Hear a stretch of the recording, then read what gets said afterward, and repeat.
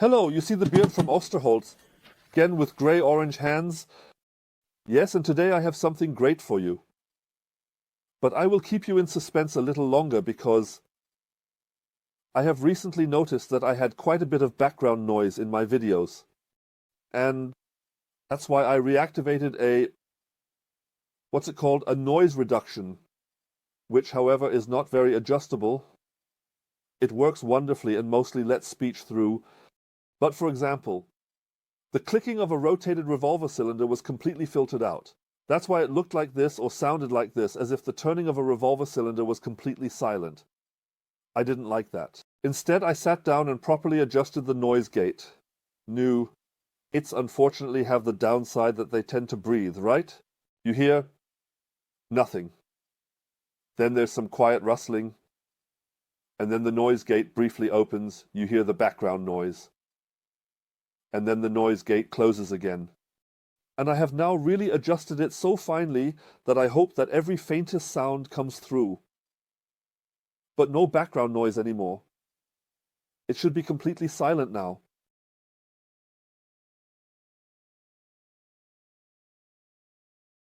That should work like this, just so you know. So now we can finally open the box here.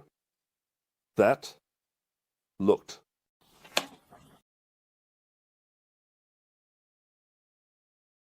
Just recently, someone in the forum in the cowboy action shooting section wrote that he had some piece lying around for ages, dug it up again, and wow, it was so much fun. That was awesome. And I had already replied in the forum, oh man, you had to write that. Oh, I have to have it too, darn. Now, of course, I got it from Egan. As always. Know me, I'm like that. I'm such a little miser. I will also be working today without gloves for a change. Because you need to have a certain feel for it. I would say, let's start with what it actually is. Well, I can't say exactly. On this side, most of the labels have somehow gone missing. However, I can recognize rudimentary remnants of an F character, then some kind of probably patent something. A serial number is included and the call sign is undamaged, strangely enough. On the side, it says patent number so and so much, and that's it. Yes, 4.5 millimeters of carbon dioxide. Carbon dioxide was in there, like. Here, I still have the capsule from yesterday, where I made results that I am currently noticing not having it here. Very useful.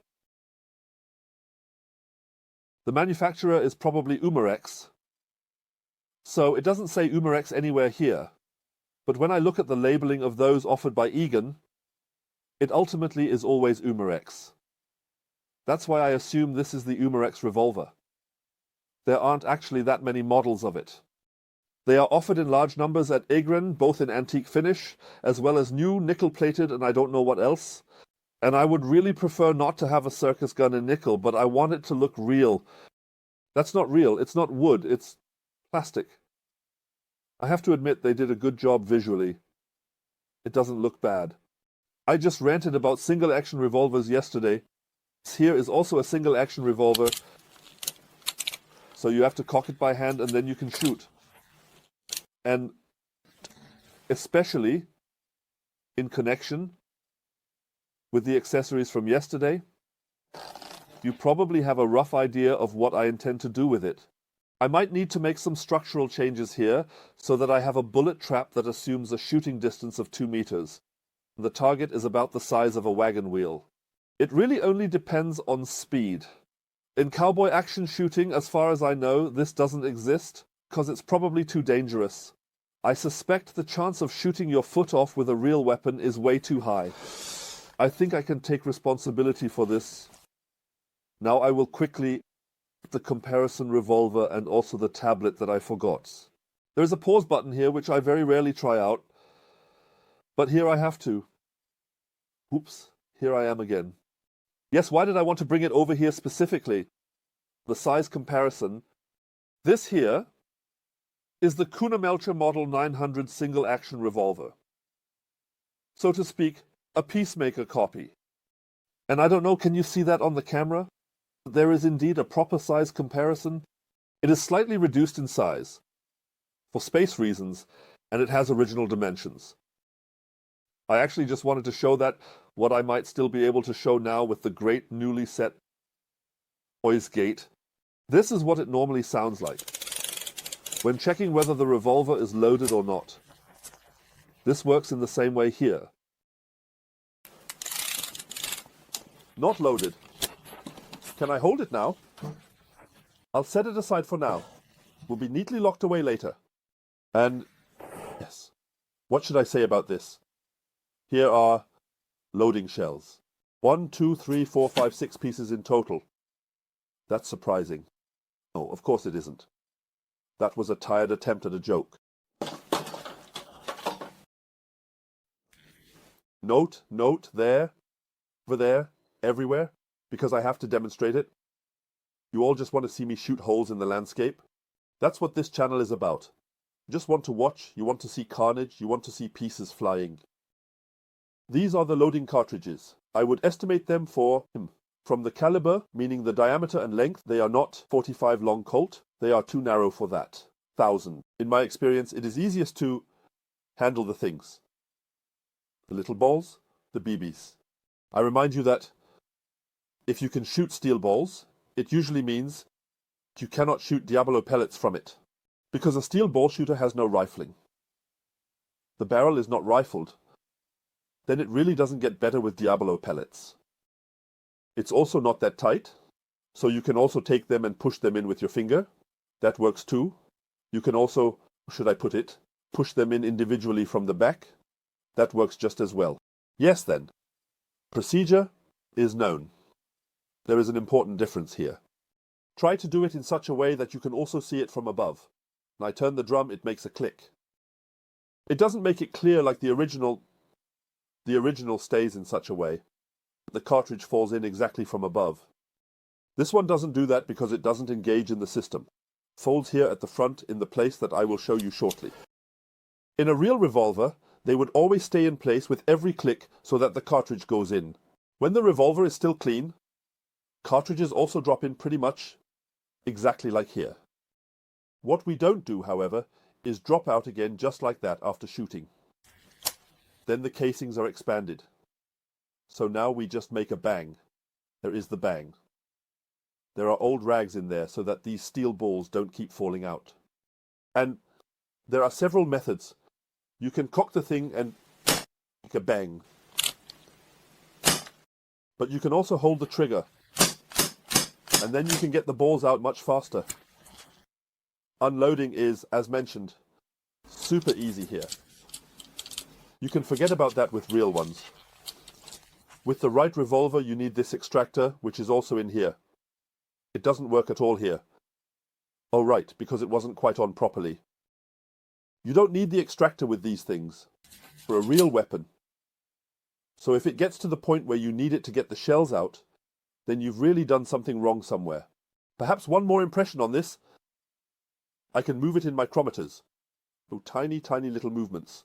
It wobbles, so to speak, but it seems to be pinned, so I don't have to worry about it falling out. It's not attached with a set screw or anything that looks silly. But what I keep noticing is that the writing is totally blurry. It's not because I'm wearing the wrong glasses. This is my computer glasses, with which I can see well at a distance for the screen, but not so well up close. Patent. Oh, and so much I have talked about the Colt horse, Colt blah blah blah. Overall impression. It has a bit of an antique look. I find that very nice. Original weapons from this time often have blued barrels and other metal parts. But you will often also find that, for example, the better part here, the one that encloses the drum, is color hardened. Don't know if it's for cost reasons or because it's harder. In any case, you often see that, not always, but often, and this is somewhat reflected here. This barrel must have been really nicely blued before it was made to look old, and underneath it looks like an attempt was made to blue something that was color-hardened black. What is color-hardened is referred to as bluing it black. And the lower part, so this here along with the frame around the grip. We want to be correct here. This is often the case with original weapons made of brass. This is probably just aluminum die cast or zinc or whatever. There's still something written underneath here.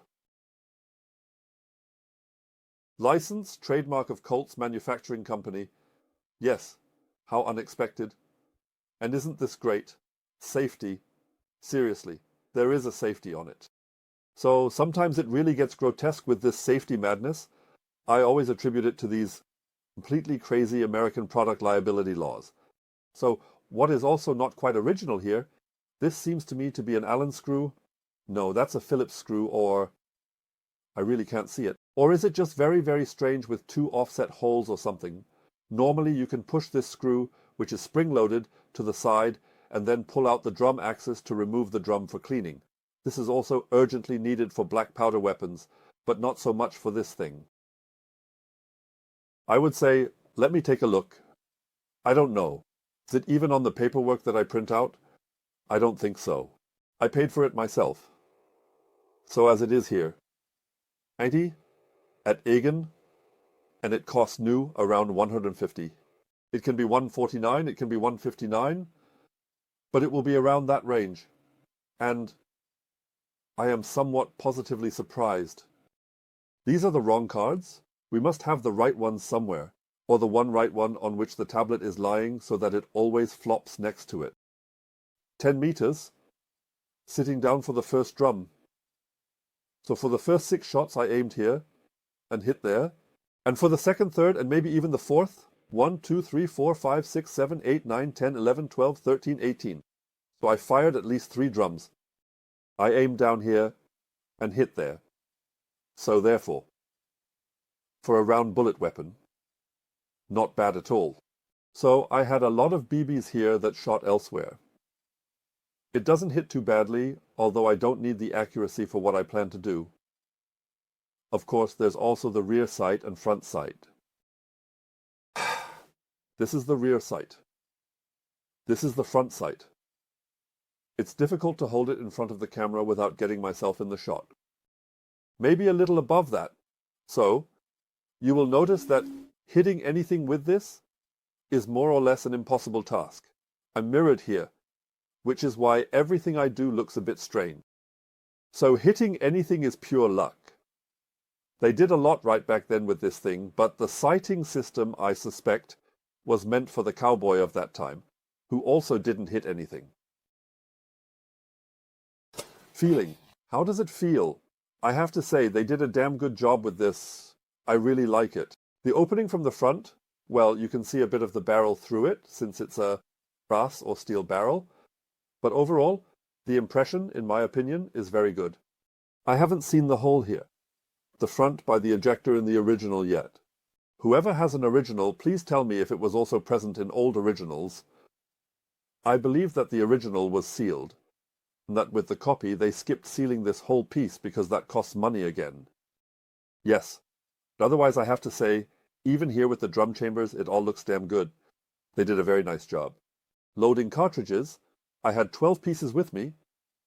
I suspect that the previous owner bought a pack, a kit, where there were a lot of balls, and 10 capsules included. These things cost a lot extra individually, so if you can get them included in a set, definitely take them. Otherwise you can get them individually, that's not the problem, but sometimes it's about pricing. Well, don't know, should I leave it lying like this or like that? I don't think you can see much with the camera like this. No. As I said, I am positively surprised regarding the accuracy, as long as one can even talk about accuracy with BBs, that is, with steel balls, shotguns. So I almost forgot this in all the chatter. Look at what he says about it. Yes, I know you want to find something now, but we are out of range of the device. Yes, need to intervene here. A 3.8 joule story has crept in, which is of course not correct. 1,000. He suddenly caught a measurement while just standing around where there was nothing. So, we have here measurements of 2.1 joules, 2.0 joules, 2.0 joules, 2.2 joules, 2.1 joules, 2.2 joules, 2.1 joules, 2.1, 2.4 joules. The first shot was 2.4, all others are around 2.0 to 2.2. Completely normal for this type of device. So, nothing to complain about. 2001 has no negative markings. Yes, how well it will hold up over time. What I notice is that there is quite a bit here, only very rudimentarily recognizable. This means it must have been carried or stored in some kind of holster. This side is like new. It doesn't look like it has been used much. So, I mean, they all claim I never shot with it. It just lay around, pure decoration. So, overall, I have to say nothing here is more worn than that this artificial aging could possibly be the case. A small difference to the original is that the original here is so nibble. The original has a proper firing pin attached, and the gas revolver no longer has that thing attached. It has an automatic safety. Here, for example, when I now strike off, it hits like this, and when it is struck off, it springs back. This is a hammer reset. In fact, with the first Peacemakers, the firing pin hit the cartridge. So if the thing fell down, or received a proper blow here, it would also go off. And that's why at some point this hammer reset was introduced, so that there wasn't exactly one resting on it anymore. Speaking of which, this is where the term mower comes from. People would only load 5 cartridges and leave the 6th empty. No, I've also seen westerns where some revolver only holds 5 cartridges and has the money for its burial in the 6th cartridge chamber. That is most likely complete nonsense. No one buys a 6-shooter just to put in only 5 shots. Life could depend on it. As I said, quite a bit has changed. Let's see if you can see that. So I've taken everything apart here. That's obviously a bit impractical. Well, you can't see it here. You would need a modern revolver for that. 2001, the so-called transfer piece. That means when you cock it, there would be a piece of metal in between, so that even if it falls, nothing can hit it. Only when you cock it, not before. In real revolvers, a piece then moves a bit upwards, fit exactly between the firing pin and the striking surface. Oh, look here. I just see spring-loaded sinking, 2001. I hadn't noticed that before either. Yes, anyway. And then only when pulling the trigger does the hammer actually strike down to the cartridge onto the primer, and then it immediately springs back. So they made it so complicated back then. The story with product liability rights was already so interesting, and I believe word of mouth played its part. Some cowboy said it didn't fall afterwards, it immediately took off. Then, it says there are also Remington and Smith & Wesson and a few others. I also find the Schofield very nice. The prices on eBay, unfortunately, are usually too high. Otherwise, I would also like to have one. Yes, what else should I say? It's just a 6-shooter. Will be a lot of fun for me. I'm relatively sure of that. So, would actually have to slide my finger in while pulling here. I can hardly replicate that here. I'll just try it like this. And then bang, bang, bang. The cartridge is almost empty anyway from yesterday. I can afford to make a little airflow. It's not good for the mechanics either, but it bothers a lot. Question is the cylinder made of steel, or is it made of Zermac or something like that? Was it Zermac? Zermac is an alloy of, I have to think, zinc, aluminum, a bit of copper. Samac, no steel. Frame, no steel. Barrel, no steel. Hammer, no steel. The screws are made of steel. The magnet doesn't even hold. The trigger is made of... I'll look for it later. Yes. Bang. Boom. Crawl the wings. Everything is there. I will have a lot of fun with it, or seriously injure myself depending on what happens first. And yes, that's actually it. Then I can put this back on. You can't see how poorly I can recognize you right now, but that doesn't matter. Then I thank you once again. As always, I appreciate that you took the time to check this out. Remember, somehow auctions are currently ending for me. They might have already ended by the time this thing comes out. Important. There was one more thing on my mind, and that is that I released a video yesterday. Madness in the gun law. My goodness, that took off. Got over 1,500 hits in the first 12 hours. I haven't had that since I made 3D printer videos back then. I also had about 3,000 hits within the first 1 or 2 days. But not with something like this for a long time. And I found out in the meantime, someone posted it in the co-forum in this specific basically in the question thread I had opened, which the video refers to. And apparently, people have flocked to the video because of that. And you can also see what kind of, I was just about to say population density, what kind of visitor density this co-forum has, and how strong the Western community is. That is interested in it again. But curiosity about this topic, what on earth can I do wrong with it? My goodness. Also remember, if you haven't seen the video yet, or if you have, below the video, there are texts that I didn't find all by myself. But I also got tips from people in the forum who said, check this out. It explains it in more detail. I then copied those below because that is relatively clearer plain text. Still, time and again, it doesn't push it to the end. The ordinary patrol officer does not know the nuances of the gun law. They first take it in, then it drags on for months until the public prosecutor finds time to deal with the case more closely. Then it gets sent somewhere to the PTB, where it is examined to see if everything is as it should be, and if that might be everything. Perhaps the Federal Criminal Police Office will be involved to provide some input. And even if you should be right later, which is by no means certain, you are still the ones at a disadvantage because you have all the trouble, you have the costs, you have the waiting. So if there is no compelling necessity to try out things like flashlights on the gun or on the non-gun, you shouldn't do that. You don't take a Picatinny rail, but rather take something else, some other mounting, somehow using spack screws or something like that. There are definitely thousands of them. Yes. So I wouldn't try it unless you have the money to fight it through all instances. But better let the VDB handle that.